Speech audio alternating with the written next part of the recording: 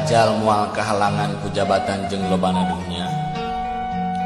Kade sing ingat, sing eling, jabatan jeung dunya teh lain alat pikeun bedegong. Ulah egois gengsi dumeh batur teu satara jabatanana. Sing ingat, hareupeun Allah mah kabeh jalma ge sarua. Rek mana deui milampah hirup ai lain keur mulang ka alam kalanggengan. Rek naon deui hirup ai lain keur melak amal hade pikeun bakal jaga di alam baka. Wanci Allah ngalatih diri dina bulan Ramadan geus kaliwat. Prak gerang ngeureuyeuh beberes hate pikeun ngalaksanakeun parentah Gusti.